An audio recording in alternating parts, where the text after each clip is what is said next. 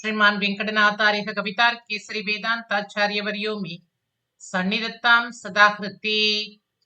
नमः पङ्कजनाभाय नमः पङ्कजमालिने नमः पङ्कजनेत्राय नमस्ते पङ्कजाङ्ग्रये।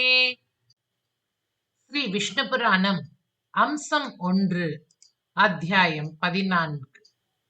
பிராச்சீன பர்ஹிஸின் பிறப்பும் பிரச்சேதசர்களின் பகவத் ஆராதனையும்.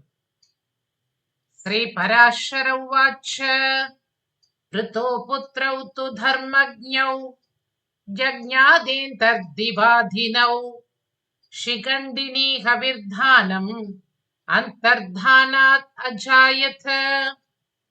हविर्धानात् षडाग्नेयी दिष्णात् अजनयत् सुतान् प्राचीन बर्हिषं शुक्रं घयं कृष्णं वृजाजिनौ।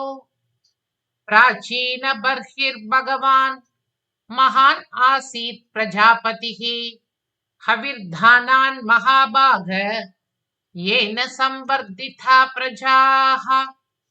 प्राचीनाग्राकुशास्तस्य पृथिव्यां विश्रुता मुने प्राचीन बर्हिरभवत् ख्यातो भुवि महाबलः।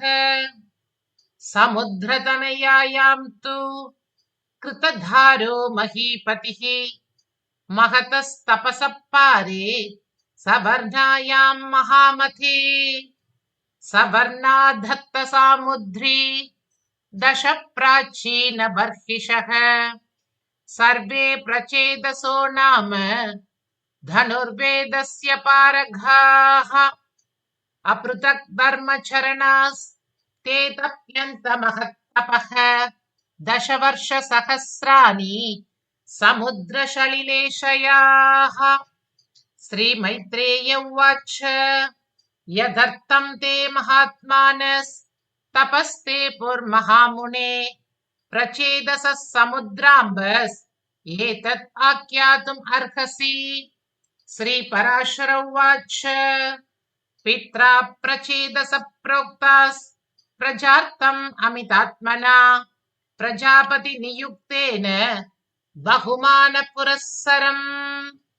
प्राचीन बर्हिरुवाच ब्रह्मणा देवदेवेन समादिष्टोऽस्म्यहं सुताः प्रजा संवर्धनीयास्ते मया चोक्तं तथेति तत्। तन्मम प्रीतये पुत्रास् प्रजावृद्धिम् अदान्त्रिता कुरुध्वं माननीयावस् सम्यक् आज्ञा प्रजापतेः। श्रीपराशर उवाच ततस्ते तत्पितुः श्रुत्वा वचनं नृपनन्दनाः तथेत्युक्त्वा च तं भूयः पप्रच्छुर्पितरं मुने। प्रचेदस ऊचुः येन तात प्रजावृद्धौ समर्था कर्मणा वयम् भवेम तत्समस्तं न कर्म व्याख्यातुम् अर्हसि। पिता उवाच आराध्य वरदं विष्णुम् इष्टप्राप्तिम् असंशयम् समेति नान्यतामर्त्यस् किमन्यत् कथयामि वः। तस्मात् प्रजाविवृद्ध्यर्थं सर्वभूत प्रभुं हरिम् आराधयत गोविन्दं यदि सिद्धिम् अभीप्सत। धर्मम् अर्थं च कामं च मोक्षं सान्विच्छतां सदा। आराधनीयो भगवान् अनादिपुरुषोत्तमः यस्मिन् आराधिते सर्गं चकारादौ प्रजापतिः तमाराध्याच्युतं वृद्धिः प्रजानां वो भविष्यति। श्रीपराशर उवाच इत्येवम् उक्तास्ते पित्रा पुत्रा प्राचेतसो दश मग्ना पयोधि सलिले तपस्ते पुर्समाहिताः। 10 वर्षसहस्राणि न्यस्तचित्ता जगत्पथौ नारायणे मुनिश्रेष्ठ सर्वलोकपरायणे तत्रैवावस्थिता देवम् एकाग्र मनसो हरिम् तुष्टुवुर्यस्तुतः कामान् स्तोतुरिष्टान् प्रयच्छति श्रीमैत्रेय उवाच स्तवं प्रचेदसो विष्णोर्समुद्राम्बसि यं स्थिताः चक्रुस्तं मे मुनिश्रेष्ठ सुपुण्यं वक्तुम् अर्हसि.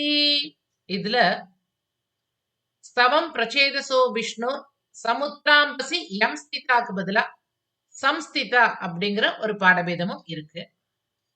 ஸ்ரீ பராசர உவாச்ச ஸ்ருணு மைத்ரேய கோவிந்தம் யதா பூர்வம் பிரச்சேதசः துஷ்டுவுஸ்தன்மயீ பூதாஸ் समुद्रसलिलेशयाः प्रचेदस ऊचुः न तास्म सर्ववचसाम् प्रतिष्ठा यत्र शाश्वती तमाद्यन्तम् अशेषस्य जगतः परमं प्रभुम् ज्योतिरादित्यम् अनौपम्यम् अन्वनन्तम् अपारवत् योनिभूतम् अशेषस्य स्थावरस्य सरस्य च यस्याह प्रथमं रूपम् अरूपस्य तथा निशा सन्ध्या च परमेशस्य तस्मै कालात्मने नमः. पूज्यते नुदिनं देवैर्पितृभिश्च सुदात्मकः जीवभूतः समस्तस्य तस्मै सोमात्मने नमः. சில புத்தகங்கள்ல ஜீவபூதக்கு பதிலா பீஜபூத அப்படிங்கிற பாடபேதம் இருக்கு. யஸ்தமாம்ஸ்யதி தீவ்ராத்மா பிரபாபீர் பாசயன்னபஹ தர்மசீதாம்பசாம் யோனிஹி தஸ்மை சூர்யாத்மனே நமஹ. இதுலயும் எஸ் தமாஸ்யந்தி அப்படிங்கிறதுக்கு பதிலா எஸ் தமோஹந்தி அப்படிங்கிற பாடபேதமும் இருக்கு. काठिन्यवान्यो बिभर्ति जगत्येतत् अशेषतः शब्दादि संशयो व्यापी तस्मै भूम्यात्मने नमः. यद्योनिभूतं जगदो बीजं यत् सर्वदेहिनां तत्तोय रूपम् ईशस्य नमामो हरिमेधसः. यो मुखं सर्वदेवानां हव्यभुक् कव्यभुक् तथा पितॄणां च नमस्तस्मै विष्णवे पावकात्मने. पञ्चधावस्थितो देहे यश्चेष्टां कुरुते निशम् आकाशयोनिर्भगवान् तस्मै वायुवात्मने नमः. अवकाशम् अशेषाणां भूतानां यः प्रयच्छति अनन्तमूर्तिमान् शुद्धस् तस्मै व्योमात्मने नमः. समस्तेन्द्रियवर्गस्य यः सदा स्थानम् उत्तमम् तस्मै शब्दादिरूपाय नमः कृष्णाय वेदसे. இதுல சமஸ்தேந்திரிய வர்க்கஸ்யக்கு பதிலா சர்க்கஸ்ய அப்படிங்கிற ஒரு பாடபேதம் இருக்கு. கிருண்ணாதி விஷயான் நித்யம் इन्द्रियात्माक्षराक्षरः यस्तस्मै ज्ञानमूलाय न तास्म हरिमेधसे.